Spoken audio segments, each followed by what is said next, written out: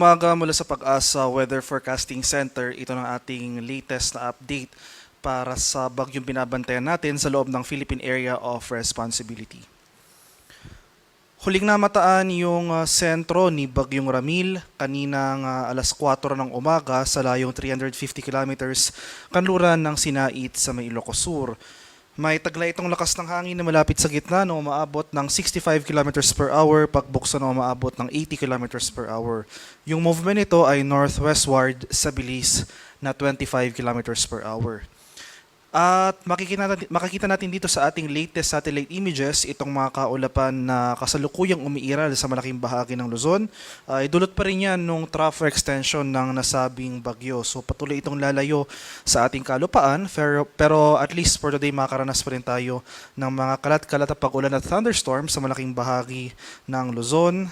And meanwhile, for the rest of or dito sa area ng Bicol Region, Quezon, malaking bahagi ng Mimaropa, Visayas at sa Mindanao, generally fair weather conditions ang ating inaasahan maliban na lamang sa mga isolated rain showers or localized thunderstorms. Magpapatuloy yung generally west-northwestward na paggalaw ni Ramil dito sa West Philippine Sea.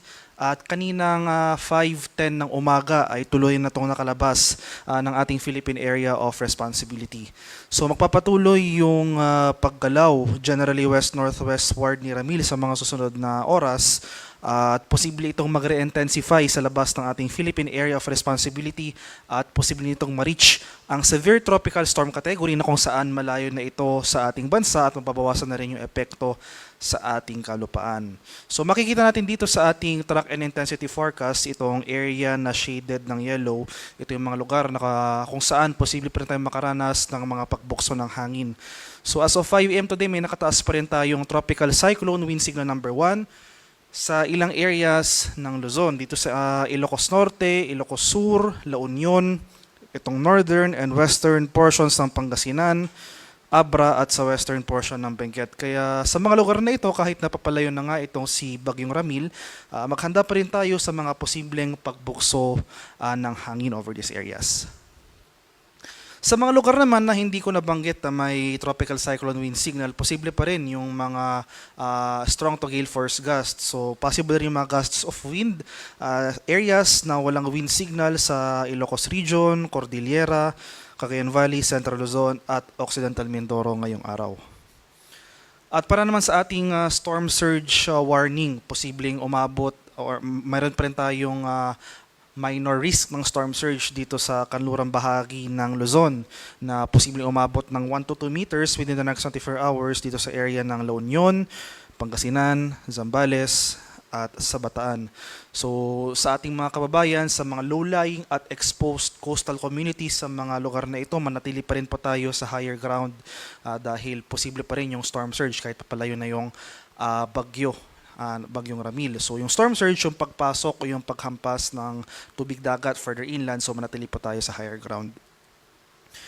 Sa kalagayan naman nating karagatan, nag-issue na po tayo ng final gale warning kaninang alas 5 ng umaga, pero posible pa rin tayo makaranas ng katamtaman hanggang sa maalong karagatan dito sa seaboards ng Northern Luzon, particular na itong kanlurang dagat baybayin ng Northern Luzon.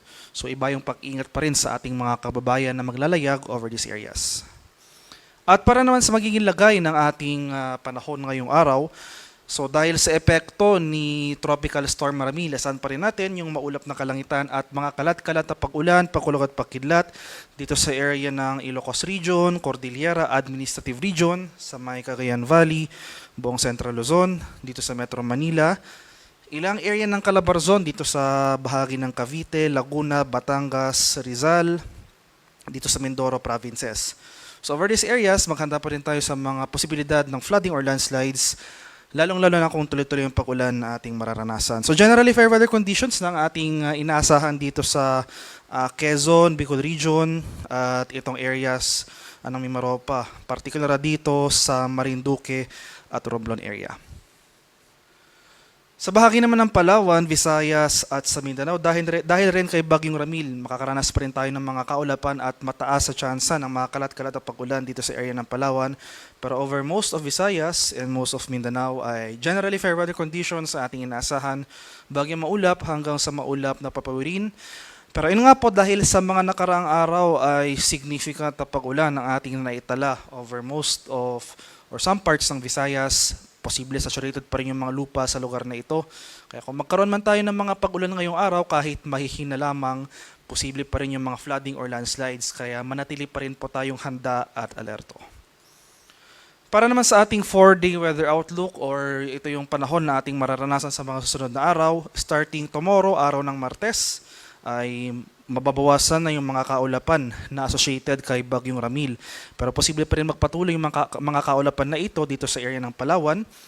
Pero generally improving weather conditions ang mararanasan sa most of Luzon. Pagsapit naman ng Wednesday and Thursday, buong bansa makakaranas ng maaliwalas sa panahon. Partly cloudy to cloudy skies, pero nandiyan pa rin yung mga tsansa ng thunderstorms sa hapon o sa gabi.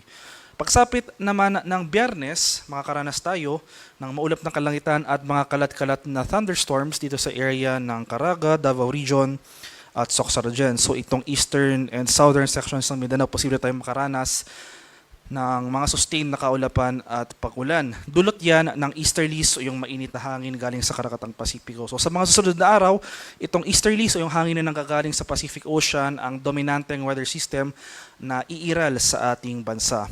So sa mga lugar ko pong hindi nabanggit for Metro Manila and the rest of the country throughout the rest of the forecast period, so generally from Wednesday to Friday ay magpapatuloy na itong improving conditions, no? So maaliwalas sa panahon, pero maghanda pa rin po tayo, no? Magdala pa rin tayo ng pananggalang sa ulan dahil posible pa rin yung mga usual afternoon to evening na mga rain showers or thunderstorms.